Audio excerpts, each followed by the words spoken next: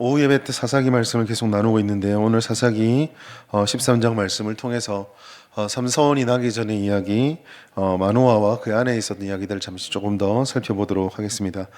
부산의 영도에 가면은 그 고신대학교가 있습니다. 그 고신대학교의 그 교훈이라고 하죠. 학교의 교훈이 코람데오, 하나님 앞에서라고 하는 교훈을 가지고 있습니다. 굉장히 단순한 이야기죠. 하나님 앞에서 우리가 살아야 합니다. 그런 고백인데 문장은 단순하지만 사실 이게 그렇게 쉬운 일은 아닙니다. 그러니까 우리 학교도 저희가 이제 속해 있는 교단인 총신대학교도 교훈이 있는데 5가지 교훈이 있습니다. 몇 번 여러분께 말씀드렸던 것 같은데요. 신자가 되라, 학자가 되라, 성자가 되라, 전도자가 되라, 목자가 되라. 이 5가지가 총신대학교의 교훈인데, 그 중에 가장 먼저 앞에 있는 그 신학을 하고 목회자가 되기 위해서 하나님께 나오는 그분들의 공부하는 학교의 제일 첫 번째가 목사가 되라거나 학사가 되라거나 전도자가 되라가 아니라 신자가 되라가 제일 먼저 나옵니다. 사실 제가 생각할 때는 이 신자가 되라는 말이 코람데오하고 같은 말인 것 같아요. 하나님 앞에서 참 백성이 되는 것이 먼저다.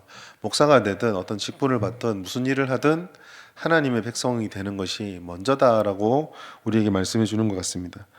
사실 기본적인 게 가장 힘들죠. 기초가 가장 어렵습니다. 우리가 신자가 되는 것이 가장 힘든 것 같아요. 목사의 직분, 내게 주신 하나님이 주신 직분을 가볍게 여기는 것은 아닌데 무겁지만 목사가 되는 게 쉬울까, 성도가 신자가로 사는 게 쉬울까, 두 개를 저울질해 놓고 저한테 물어보라면 언제부턴가 신자로 살아가는 게 더 힘들다라는 생각이 듭니다. 왜냐하면 이 신자라는 것은 내게 주어져 있는 직분이 벗겨질 때에도 전혀 벗겨지지 않고 내한테 있는 거거든요. 계속 나에게 붙어 있는 것이, 이건 저뿐만 아니라 여기 계신 모든 분들이 다 마찬가지입니다. 우리 코람데오라고 하는 말이 이제 신전의식, 하나님 앞에서, 신 앞에서 내가 있다라는 것을 의식하고 살아야 된다라고 이야기를 하는데, 사실 이 이스라엘의 실패의 모습은 하나님 앞에서 서 있다라는 것에서 실패했던 모습의 전형입니다. 사사기에 가장 많이 나타나는 말씀이죠.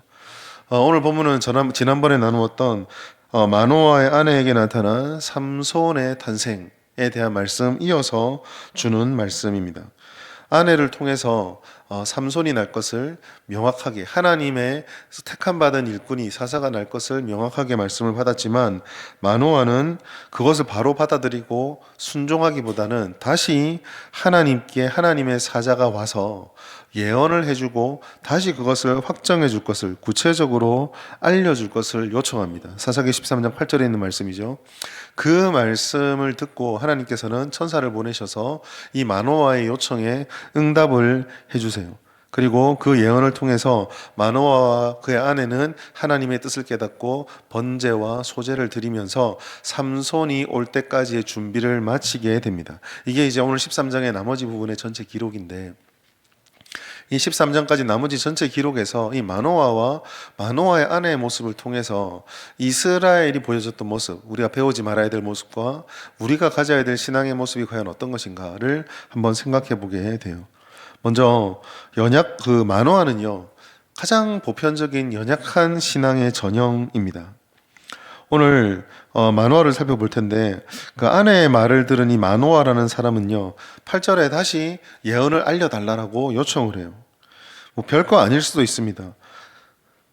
그 낳을 아이에게 어떻게 행할 것인지 놀라운 이야기이기 때문에 물어볼 수 있겠죠. 그 사람들은, 어떤 학자들은 이 마노아의 질문에 이렇게 얘기를 해요. 이 마노아가 굉장히 신중한 사람이었을 것이라고 해석을 합니다. 또 어떤 사람은 좀 확대 해석을 해서 아내의 나실인의 소원을 도장 찍어주는 역할을 보통 가장인 남편이 하거든요. 남편이 무효화시키면은 아내의 나실인 소원은 무효화될 수 있습니다. 그래서 이 나실인 소원을 위해서 남편이 그 동의를 구하기 위해서 접근한 것이다. 굉장히 어떻게 보면 신앙적으로 보인다. 뭐 그런 해석도 합니다.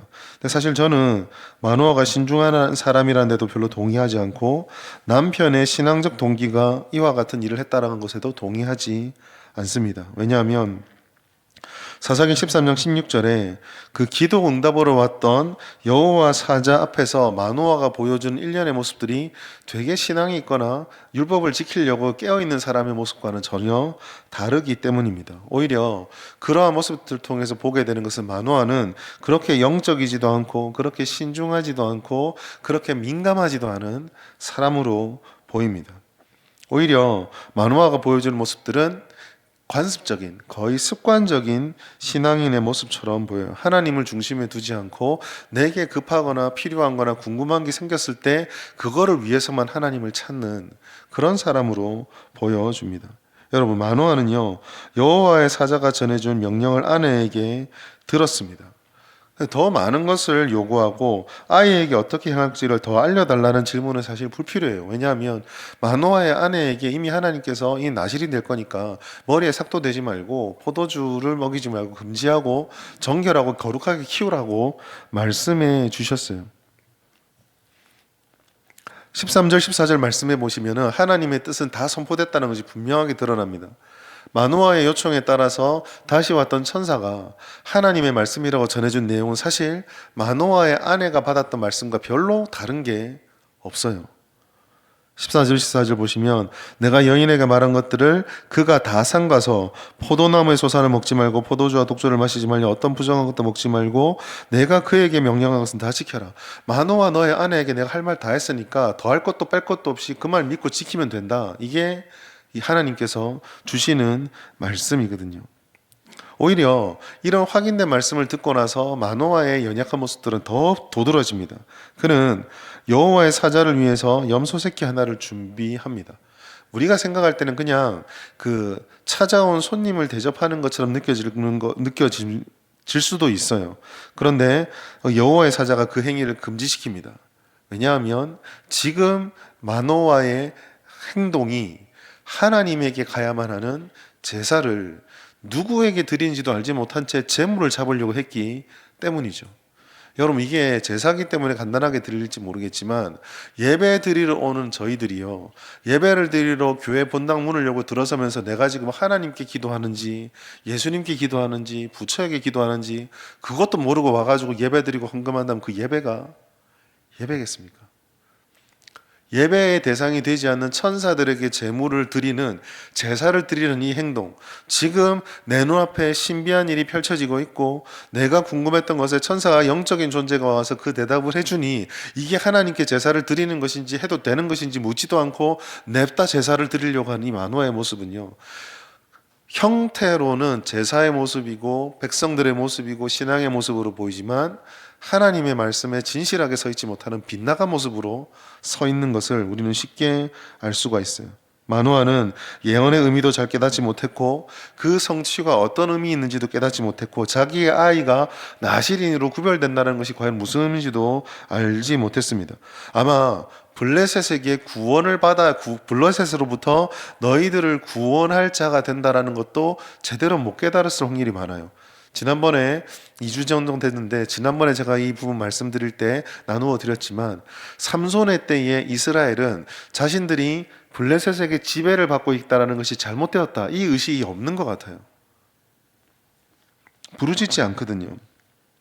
블레셋과 하나가 되어서 블레셋의 지배 안에 서 있다는 것에 대한 이게 이상하다는 것을 전혀 감지하지 못하고 있습니다. 결국 마노아는요, 한 개인으로 압축해 놓은 사사시대의 이스라엘 모습과 똑같습니다. 이스라엘은 하나님께서 그들에게 어떤 약속을 주셨고 그 약속을 이루기 위해서 어떤 은혜를 베푸셨는지를 잘 압니다. 그런데도 그들은 그 은혜를 받았던 자들임에도 불구하고 하나님에 대해서, 하나님의 뜻에 대해서 무지해요. 그저 자신들에게 느껴지는 즉각적인 그 느낌, 생각, 판단, 이런 것들이 더 중요한 거예요. 하나님이 내게 은혜를 베푸셨다보다는 오늘 내게 이런 욕망인데 이거 누가 채워주지, 이게 더 좋고 그게 더 필요한 겁니다. 그들은 하나님의 은혜를 기억하지 않고 잊어버렸습니다. 이미 받은 은혜에 대해서 잊어버렸고 익히 알고 있는 약속과 은혜에도 감사하지 않으며 그걸 기대하지도 않습니다. 만화를 보십시오. 하나님으로부터 우리 평생에 곰곰이 생각해 보면 천사가 나타나서 내가 이제 어떻게 내게 어떤 일이 일어날 거고 어떻게 될 것이다라는 것을 말씀해 준 것만으로도 그게 아내가 됐든 누가 됐든 얼마나 놀라운 일이에요. 그런데 나는 내가 직접 알아야 되겠다. 하나님이 해준 것보다 나는 이렇게 더 해줘야 되겠다. 더 알아야 되겠다. 더 봐야겠다. 이 모습이 마노아의 모습이죠.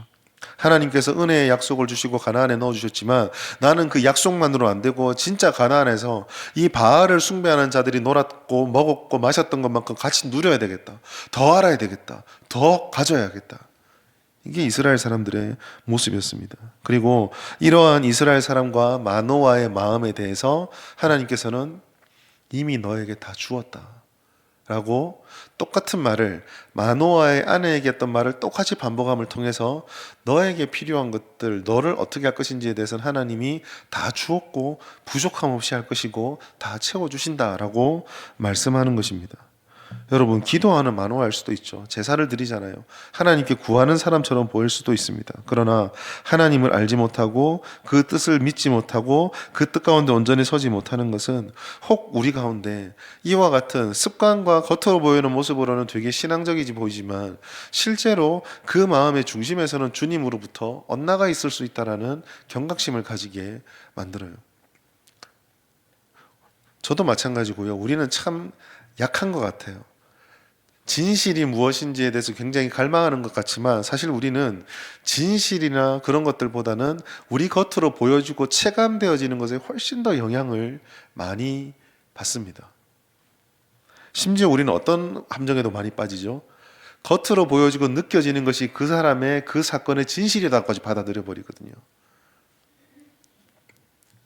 우리에게 필요한 것은요, 하나님께서 이미 우리에게 은혜를 주신다라는 것과 주셨다라는 것과 주신다라는 것과 필요한 것들은 주실 것이다라는 주님에 대한 확고한 믿음과 그 중심을 잃어버려서는 안 됩니다. 마노아는요, 마지막으로 여호와의 사자의 이름을 물어봐요. 여러분, 고대에서 이거 그냥 가볍게 지나갈 수 있는 문제이기도 한데요. 고대에서 누군가 이름을 물어본다는 것은, 이름을 안다는 것은 단순한 이야기가 아닙니다. 이름은 상대방에 대한 이해와 성품, 그리고 그 사람에 대한 모든 것을 함축적으로 담고 있거든요. 그래서 고대 문화 속에서 그 사람의 이름을 내가 알아냈다는 것은 그 이름을 내가 저 사람의 이름을 밝혀냈으니까 저 사람에 대한 모든 것들은 나의 통제권 안에 있다는 선언과 같습니다. 그 이름을 알고 싶다라는 이 이야기들은, 이 말은요, 마노아가 보여줬던, 오늘 사실 이 본문에서 가볍게 흘러갈 수 있는 얘기지만 마노아가 했던 실수 중에 가장 위험한 것이 이름 알려주세요 였습니다. 하나님은 우리의 이해와 한계에 가두어지지 않습니다. 우리의 계산과 우리가 생각하는 그 틀 안에 가두어지지 않는다는 거죠. 지금껏 우리가 하나님을 알아야 한다 뭐 이런 이야기를 하고 알아야 한다는 말을 많이 들어요. 그러나 이처럼 하나님 우리가 다 이해할 수 없다는 사실도 우리는 잊어서는 안 됩니다. 우리가 하나님을 알기를 원하는 열심과 소망이 불필요하다는 게 아니에요. 오히려 필요합니다. 그러나 동시에 우리가 하나님을 다 알 수 있다는 것과 하나님이 우리에게 다 알려주셔야 한다는 당연한 듯한 생각들을 내려놓고 겸손할 필요가 있어요. 설령 하나님께서 우리에게 모든 것을 다 알려주신다고 한들 우리가 그 하나님이 알려주시는 것들을 다 소화해내고 품어낼 수 있고 다 담을 수 있는가 하면 전혀 그렇지 않죠. 여러분, 여러분의 자녀들을 얼마나 사랑하십니까? 그 자녀들에 대해서 우리가 한없는 사랑을 부어주지만 솔직한 말로 그 자녀들은 우리가 부어내는 사랑의 그 전부를 다 담아낼 그릇이 안 되거든요. 그러니까 우리는 사랑인데 잔소리처럼 들리는 거예요. 우리는 사랑인데 불편한 거예요. 우리는 사랑인데 참견인 거예요. 우리는 사랑인데 억압인 거예요. 하나님 우리에게 은혜를 다 부어주시고 하나님께서 우리에게 모든 걸 다 알려주시면 우리가 다 담아낼 그릇이 안 됩니다. 우리는. 마노아의 세계관은 그걸 욕망하고 그거를 바라봤던 거죠. 우리는 하나님이 알려주시는 만큼 우리의 모든 것을 아시는 하나님이 우리가 깨지지 않도록 알려주시는 그 하나님이 계시기에 알 수 있고 그리고 하나님의 은혜를 누릴 수 있는 것입니다. 이스라엘의 세계관, 마노아의 세계관, 우리의 필요에 따라서 하나님이든 바알이든 누구든지 우리가 조종할 수 있고 선택할 수 있고 붙잡을 수 있고 섬길 수 있다라는 그 세계관의 모습들을 우리는 경계해야 돼요. 이거 하나님의 뜻과 일치하는 행동이 아닙니다. 하나님에게서 들려오는 메시지 앞에 겸손히 순종하고 우리의 무지와 연약함을 인정하면서 하나님께서 알려주시고 깨닫게 해주시는 은혜를 누리는 그러한 우리의 겸손이 우리 가운데 있어야 하죠. 오히려 이런 점에서는 마노아가 아니라 오늘 본문에서 우리가 본받아야 될 대상은 마노아의 아내입니다. 왜냐하면 여기서뿐만 아니라 마노아 그 삼손의 모든 기록에서 유일하게 하나님 앞에서 믿음의 영웅이 누구냐라고 겉으로 보여질 때 믿음의 영웅이 누구냐라고 물으면 마노아의 아내만이 신실한 모습을 보여주는 것 같아요. 물론 뭐 실수를 찾으면 찾아낼 수 있겠죠. 히브리서 말씀에서는 삼손을 믿음의 영웅으로 두시니까 삼손도 믿음이지만 우리가 이 사사기를 읽으면서는 마노아의 아내가 제일 진정한 영웅이고 참신자처럼 보입니다. 사실 13장 본문에서 마노아의 아내는 이름조차 등장하지 않습니다. 그렇지만 마노아의 아내는 나실인으로 구별되는 삶을 이미 살아가고 있었어요. 그는 나실인의 말씀을 받고 남편에게 먼저 알립니다.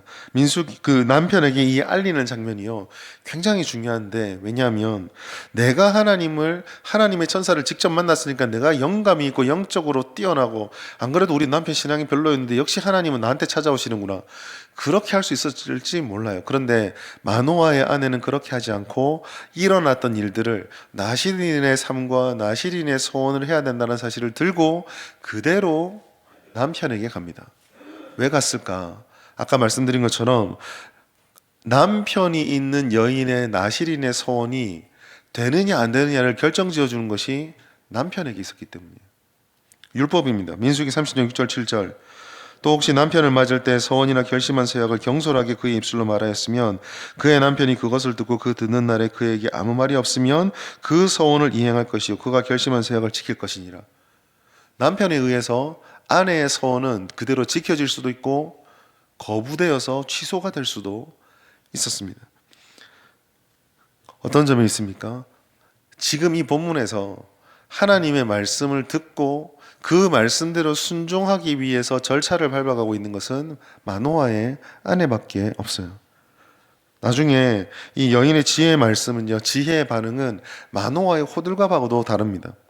하나님께서 말씀을 다 전해주시고 엉뚱한 제사를 드리려다가 여호와의 사자가 그걸 못하게 하고 나서 소제와 번제를 드렸을 때 그게 이제 하나님께 받아들여지는 장면이 있거든요. 그 제단 위에 불을 타고 천사가 하늘로 확 올라가는 것을 보고 나서 이 목격자 했던 두 부부가요, 하나님 앞에 엎드립니다. 그런데 반응이 전혀 달라요. 마노아는 그냥 그 앞에 벌벌 떨며 이제 큰일 났다, 우리 죽게 생겼다라고 자기의 공포심에 사로잡혀서 하나님의 뜻과 하나님의 말씀에 대해서는 아무 생각도 하지 못하고 있습니다. 이 상황에서 마노아를 달래주고 그 의미를 해석해 주는 게 누굽니까? 마노아의 아내였어요. 우리에게 이 모든 것들을 알려주시고 이 불을 받으시고 그런 하나님이신데, 만약 우리를 죽일 것 같으면 그냥 우리를 죽이고 가시지 그런 말씀을 주실 이유도 없다. 다 하나씩 설명을 해서 하나님의 뜻을 밝혀주는 역할을 마노아의 아내가 하고 있습니다. 여러분, 우리는 마노아의 아내의 행동을 잘 봐야 돼요. 마노아의 아내는 어떻게 보면 마리아처럼 말도 충격적인 경험을 한 겁니다. 천사가 오셔서 나실인의 소원을 해라, 네 아들이 태어날 거다, 이런 얘기들을 계속 해주는 거예요. 그런데 마노아의 아내는 여호와의 사자가 오셔서 가신 후에 다시 오실 그때까지 이미 벌써 그 행동들을 따라 지켜가고 있었습니다. 의문을 가질 수도 있었을 거예요. 마노아의 남편이 구해서 다시 한번 그에게 오는 말들을 듣고 확인하고 싶다고 했을 때 마노아의 아내도 그러면 나도 남편이 확인을 해서 확정될 때까지 좀 기다리겠다 할 수도 있을 겁니다. 그러나 그렇게 하지 않았고 주님의 말씀을 따라서 가고 있었어요. 네 아내가 행하고 있는 그걸 내가 명령해 주었으니 너도 그대로 따라서 해라 라고 하는 말을 할 때 이미 마노아의 아내는 믿음을 지켜가고 있었습니다. 사랑하는 여러분, 우리가 이 두 가지, 하나는 부정적인 거예요. 마노아는 부정적인 면에서 교훈이고, 마노아의 아내는 긍정적인 의미에서 교훈이지만 이 두 가지가 강조하는 것은 사실 같습니다. 동전의 양면과 같은 건데요. 하나님 앞에서 참 신자가 된다는 것은 과연 무엇일까를 우리에게 생각해 주게 합니다. 이스라엘 백성이 자신들은 그냥 하나님의 백성이니까 당연히 선민이야, 택함받은 민족이야 라고 던질 때에 이 성경의 말씀은 누가 과연 하나님의 백성인가? 예수님께서 찾아오는 사람들에게 당신의 형제 자매가 가족들이 당신에게 왔습니다라고 했을 때 예수님이 던졌던 궁극적인 질문 있잖아요. 누가 나의 형제고 누가 나의 가족인가? 마노아의 아내가 마노아보다 하나님의 예언을 더 많이 받은 것이 아닙니다.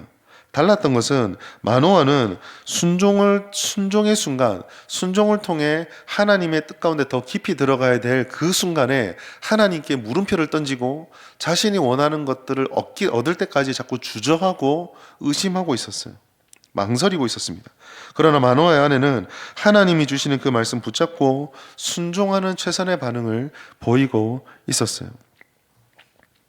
사랑하는 여러분, 오늘 우리가 하루를 이제 다 보내고 또 한 주를 살게 되었을 때 우리가 오늘 있었던 수많은 생각들, 수많은 말들, 행동들 또 그리고 매일매일의 일상에서 마주하고 결정하고 이해하고 해석하고 반응한 모든 것들을 하나님 앞에 딱 올려놓는 신전의식이 회복이 되어야 합니다.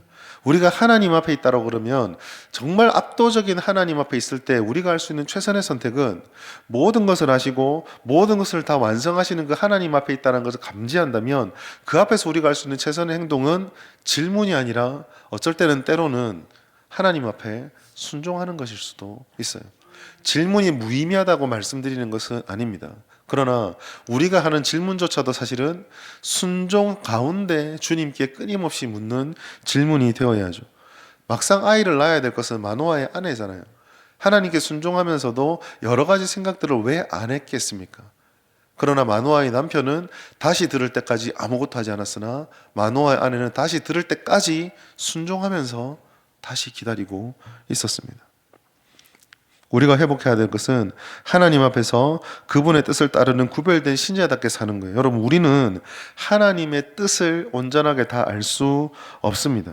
또한 우리는요, 하나님에 대해서 이런 생각을 꼭 잊어서는 안 돼요. 하나님께서 우리의 상식과 우리의 의문을 모두 해소시켜줘야 될 의무가 있는 분이 아니죠.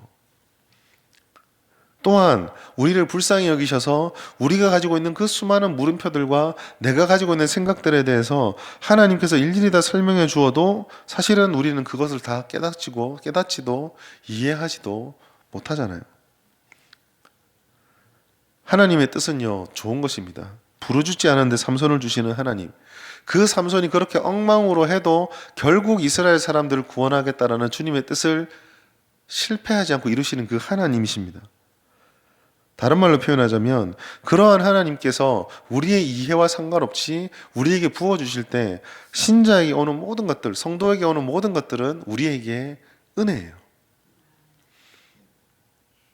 중요한 것은 그것을 믿는 믿음의 관건입니다. 때로는 그것이 좋은 것일 수도 있고요. 인간적인 사람들이 생각할 때 그게 안 좋은 걸 수도 있어요.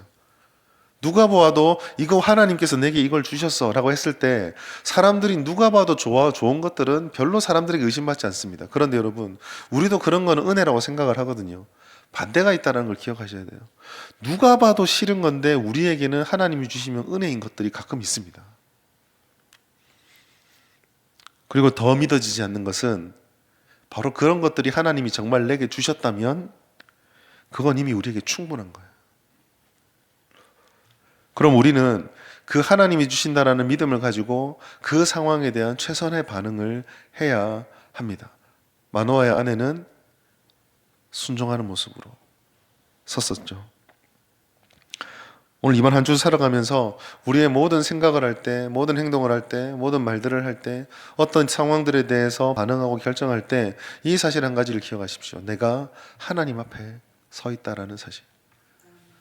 내가 이런 말을 하고 이런 행동들을 하고 이런 일들을 하고 이런 결정들을 할 때 하나님 앞에서 이것이 다 기록되어지고 하나님이 이것을 다 보고 계시다라는 것.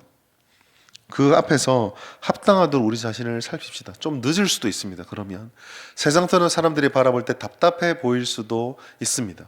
남들은 전혀 개의치 않고 자신들의 것을 다 가지기 위해서 질주해가는 삶을 사는데 그 삶을 살아가는 사람들에게는 한없이 뒤처져 보일 수도 있어요. 그러나 하나님 약속하셨습니다. 그렇게 순종하는 주님과 함께 걸어가는 길이 가장 늦어 보이지만 가장 빠른 길이요. 다 잃어버리는 것 같지만 다 얻는 길이고 아무것도 없는 길이지만 생명을 얻는 길이라는 것을 우리에게 말씀해 주셨습니다. 하나님의 말씀 앞에 서 있도록 힘씁시다. 진정한 생명의 길, 능력과 은혜의 셈이 하나님 앞에 있습니다. 한 주 동안 우리가 기도해야 될 것은 모든 순간순간마다 이것이 과연 하나님께서 원하시는 것인지를 물으며 내 생각과 말과 행동을 주 앞에 세우셔서 이번 한 주 동안 마노아의 어리석음, 원하는 것을 다 얻어내는 것 같지만 사실 가장 좋은 것을 다 잃어버리고 있는 마노아의 어리석음이 아니라 미련하고 어리석어 보이는 순종의 길이지만 결국은 하나님 앞에서 제일 큰 은혜의 길을 걸어가고 있는 마노아의 아내의 길을 걸어가셔서 이번 한 주도 주님이 주시는 열매를 마음껏 누리시고 주의 보호하심 가운데 한 주를 살아내시는 우리 모든 성도님 되시기를 예수님의 이름으로 축복합니다.